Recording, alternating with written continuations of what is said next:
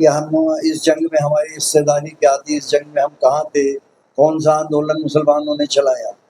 ये सारी की सारी चीज़ें जो आ भी गई थी किताबों में किसी तरीके से, उसे मौजूदा निज़ाम जो है उसने इतनी तेज़ी से ख़त्म किया कि हिंदुस्तान से वो सारी किताबें ख़त्म हो। आदाब, नमस्कार, सत श्री अकाल। मैं हूं सुल्तान भारती और आप देख रहे हैं सेकुलर भारत न्यूज। पिछली वीडियो में आपने लहू बोलता भी है जैसी कालजयी रचना के बारे में सुना, जिसका आज इस वक्त जब मैं आपसे रूबरू हूं, हैदराबाद के रविंद्र भारती ऑडिटोरियम के अंदर तेलंगाना के डिप्टी चीफ मिनिस्टर भट्टी विक्रमार्क मल्लू साहब उसका विमोचन कर रहे होंगे, जिसमें देश की जानी मानी शख्सियत, लेखक, सेलिब्रिटी, सियासत और समाज सेवा से जुड़े हुए विशिष्ट शख्सियत पहुंची हुई है। लेखक की चर्चा कर ले। लेखक दो किस्म का होता है मेरे ख्याल से।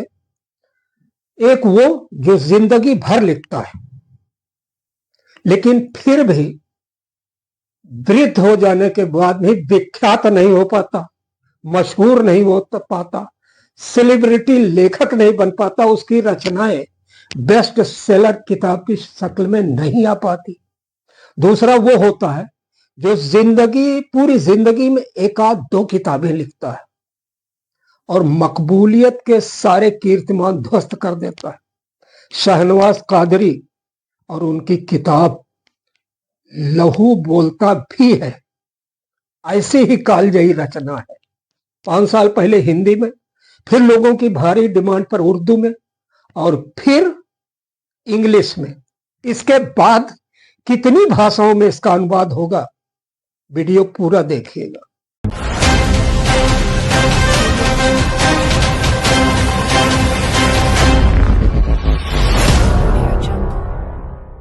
आज हम हमारे साथियों के साथ हैदराबाद शहर में आए हैं। वजह ये है कि यहाँ पर एक बहुत ही बहुमूल्य किताब का इंग्लिश एडिशन का इनॉग्रेशन हो रहा है।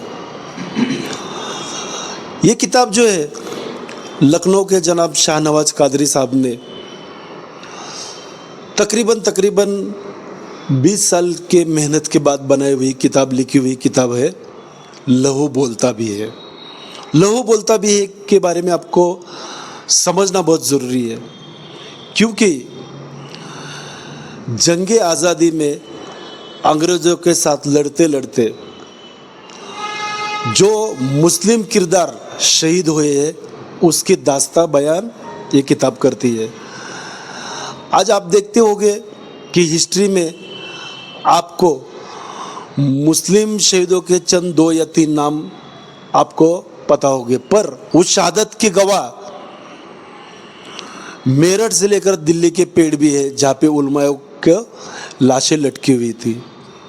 ऐसे ही जो गुमनामी के अंधेरों में जो किरदार है उसको उजागर करने वाली ये किताब है। ये किताब का इनॉग्रेशन के लिए पुणे से हमारे अजहर कादरी साहब, शोएब नदाफ साहब और जिगर लोग आए हुए हैं। दिल्ली से डॉक्टर विकार साहब आए हैं, सहारनपुर से राणा साहब आए हुए हैं, कोल्हापुर से इचलकरंजी से भी लोग आए हुए हैं।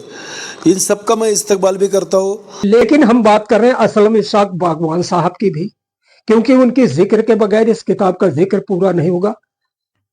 सैयद शाहनवाज कादरी के अजीज नजदीकी दोस्त भी हैं, विख्यात समाज सेवी हैं और सामाजिक न्याय यात्रा के पूरे देश के चहेते चेहरे बन चुके हैं, जो पुणे से चलकर पैदल दिल्ली के राजघाट तक आए थे। पूरा सितंबर का महीना इसी में लगा दिया था।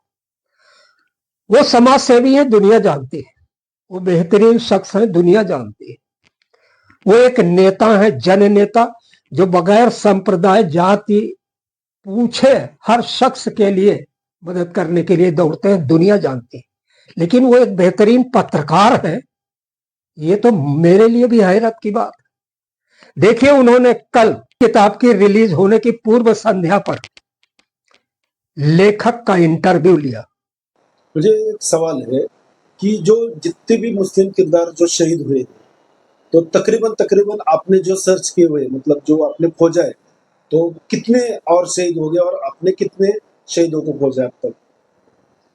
देखिए, शहीदों की तादाद तो हिंदुस्तान नहीं, ब्रिटेन सरकार भी नहीं बता पाई, लेकिन जो करस्पॉन्डेंस है, जो उन दिनों के अंग्रेज़ों के बयानात हैं, जो उनके ज़रिए उस ज़माने की मीडिया में आया है, मुसलमानों की तादाद लाखों में है, लाखों में।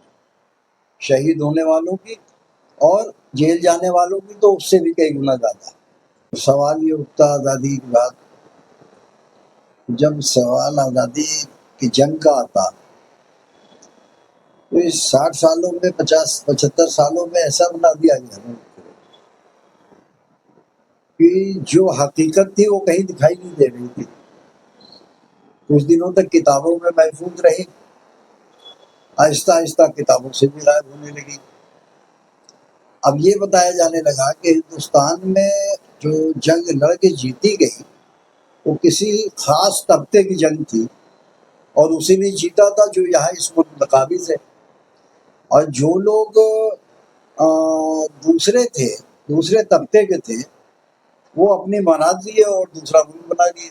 मैं नाम नहीं लेना चाहता, हर एक को समझ है इतनी, लेकिन हकीकत यह है कि सन 1857 से लेकर 1947 तक की जंग, जितनी कुर्बानी, जितनी जद्दोजहद, जितनी जेल, जितनी फांसी, जिस तरीके के उन मुजाहिदों के प्रॉपर्टी को बर्बाद किया गया, जैसे आज के दौर में बुलडोजर चल रहा है, उस जमाने में उनकी जो जो इसमें शामिल होता था आज़ादी की जंग में, और अगर वो मुसलमान है तो उसके घर को तबाह कर दिया जाता था, तोप से उड़ा दिया जाता।